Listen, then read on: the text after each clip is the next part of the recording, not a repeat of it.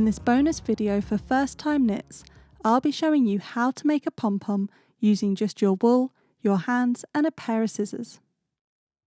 I don't think a hat's truly finished until you add a bobble, and if you don't agree with me, that's fine, you don't have to add one, and you're probably not watching this video. For those of you who do agree with me, because we're right, here are my easy steps for making a pom-pom. You've been knitting your hat in chunky yarn, and I'm going to use the same colour as my brim for my pom-pom. You'll also need a pair of scissors and your hand. Wrap the ball of yarn, starting with the tail, around the base of your fingers, and then just keep wrapping. The more you wrap the yarn around, the bigger the finished pom-pom will be. I like to start at the base of my fingers and then move up to the middle of them. You will use a fair bit of yarn to make your pom-pom, so make sure you've got around 30 grams of the ball left before starting. You can use less, but the pom-pom will come out a bit smaller. Just keep wrapping the yarn around your hands over and over and over again.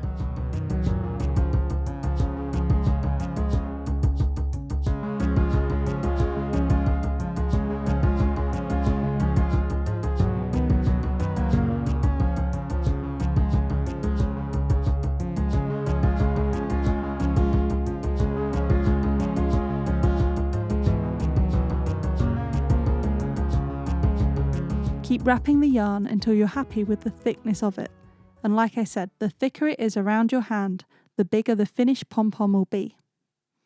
I've wrapped mine for about a minute, starting at the base of my fingers and then wrapping all the way up to the end of them, and then just wrapping between those 2 points. When you've finished wrapping, just cut the yarn. For the next step, cut a length of 40 centimeters or 16 inches of yarn. You can use the same colour as your pom-pom, but I'd recommend for the first few using a contrast colour like me so you can see what you're doing. Slide the wrapped yarn off of your fingers. It will look like a thick donut, and you want to be careful that you don't lose this shape when you move it. Take the cut yarn and wrap it around the donut, so you're going all the way around the donut and not through the holes. So it's really important that the cut yarn goes all the way across the donut, especially across the holes. Tie the cut yarn together in a knot, and you want to pull it really tightly, and then tie a double knot. At this point, it will look like you've made a pom-pom using 2 pieces of cardboard, and essentially it's the same technique but using just your hands. Then turn the pom-pom around and tie a double knot on the other side, and you want to pull it as tightly as you can when doing this. And for good luck, I'm going to tie it together one last time on the other side, pulling really tightly. So once you've made your pom-pom, this is how it will look, with all of that wrapped yarn tied together in the centre with a piece of cut yarn.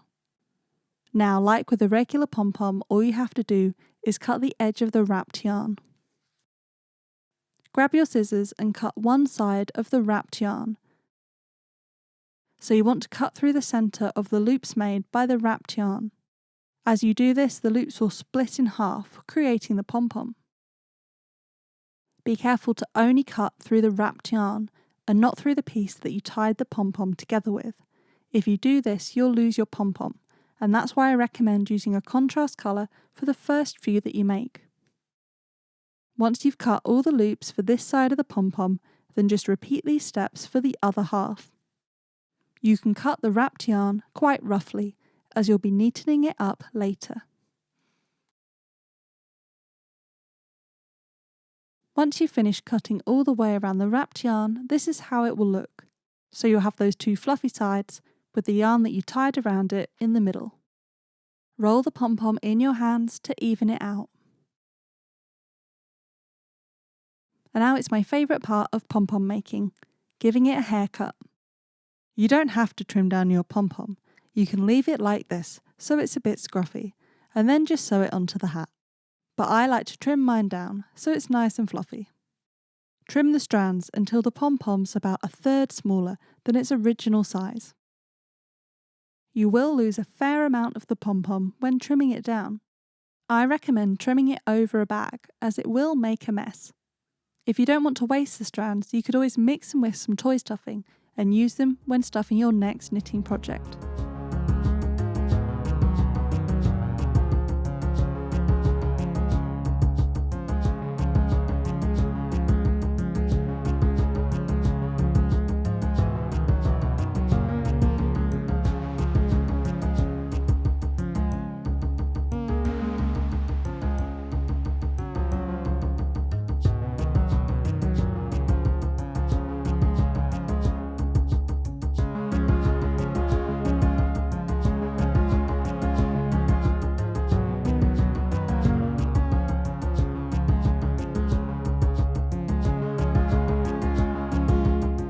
You can trim down the yarn that you tied the pom-pom together with.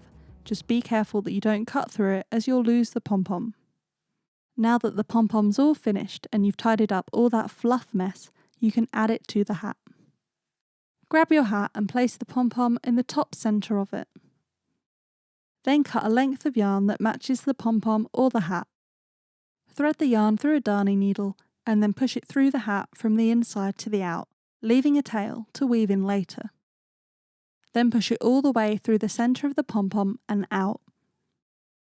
Then turn it around and push the needle and yarn back through the pom-pom close to the point that you exited from, and then go through the hat to the inside. At this point, I like to tie the two strands of yarn together to secure them. Then push the needle and yarn out of the hat and into the pom-pom, and then back into the pom-pom and into the hat, and repeat this several times until the pom-pom is secure. Finally, weave in the loose ends on the inside of the hat. Turn inside out and then fold up the brim, and you'll have officially finished your bubble hat.